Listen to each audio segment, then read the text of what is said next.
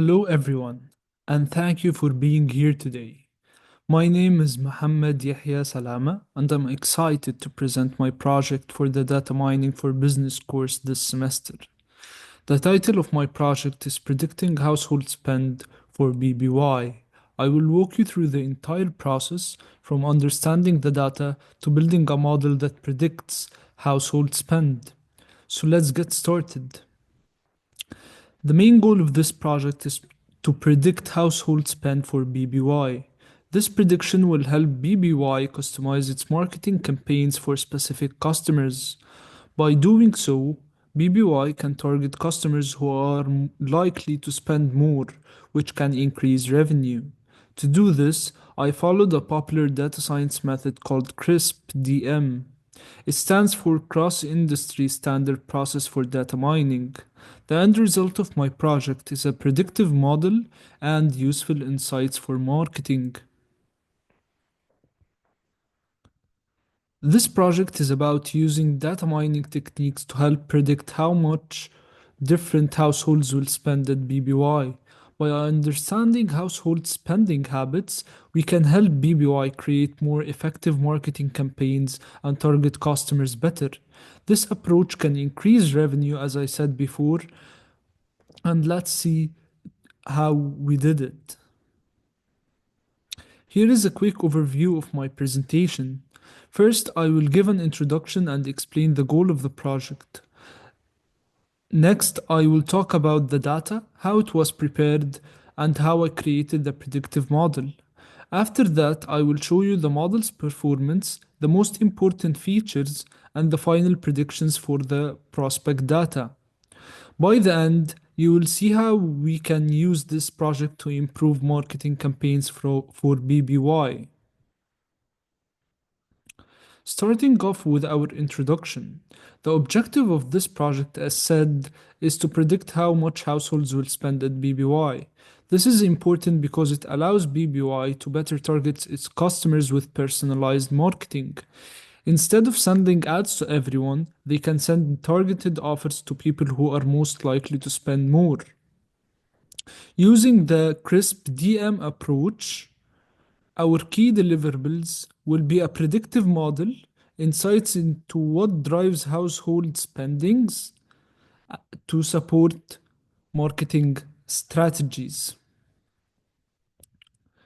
So we use data from 5 different data sets.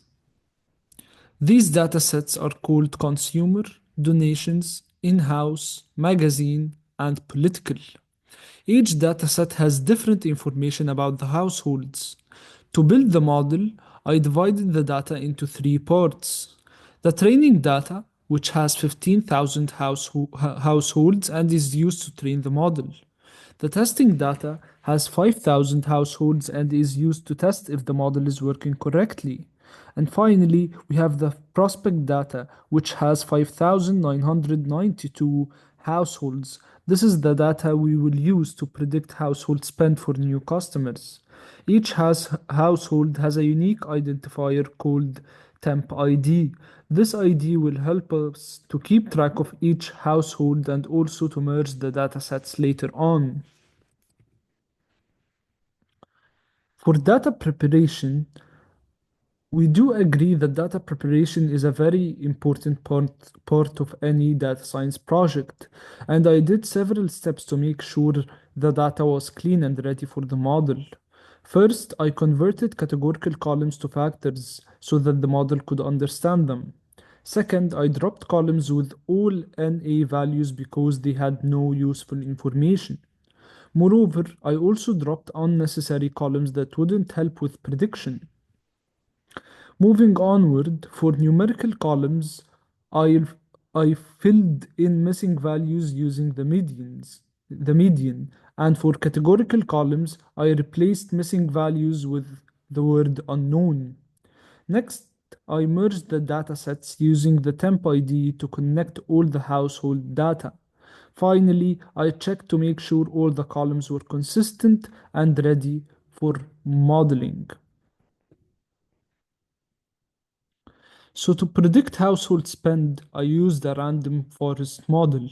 Random Forest is a powerful machine learning model that works well when there are lots of features. Here are the key model settings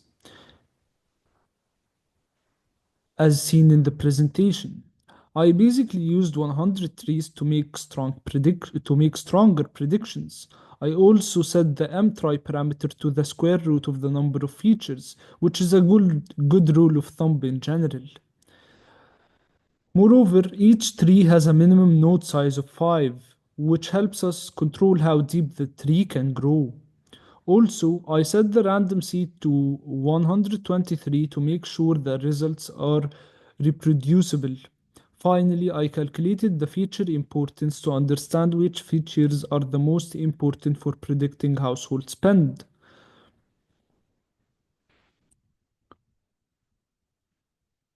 Moving onward to the performance metrics. Here we see the main performance metrics for our model. First, we have the training RMSE of about 30.53 and the testing RMSE of 64.95. Of course, we do know that RMSE stands for root mean squared error, and it basically tells us how far the predictions are on average from the actual values.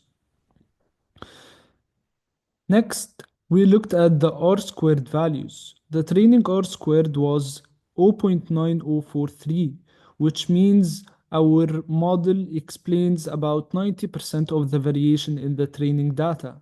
However, the testing R squared is 0.5592, which is lower.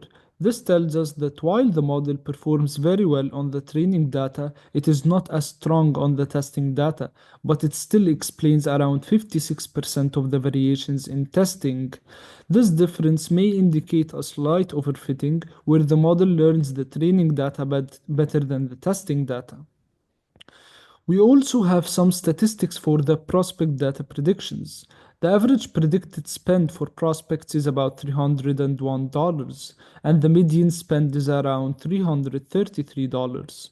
Moreover, the minimum predicted spend is $88, and the maximum predicted spend was $369. Moving onward to the most important features.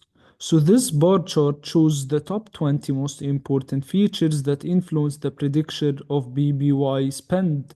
The most important feature is do-it-yourself magazine in home, followed by dwelling unit size and computer owner in home.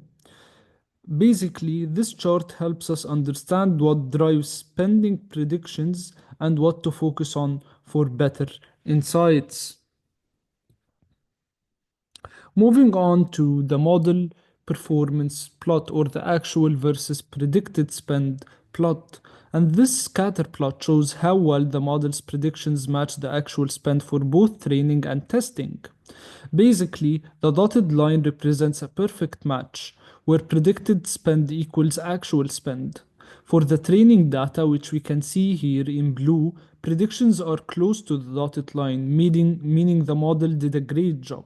However, for the testing data, which we can see in red, there is more spread, indicating less accuracy. So overall, the plot shows the model captures the trend but makes some errors for new data. Lastly, the prediction distribution plot. This is basically a histogram that shows the distribution of predicted spending for the prospect households. Most households have predicted spending between $300 and $350, as we can see by the large spike close to this range, with minimal values below $300.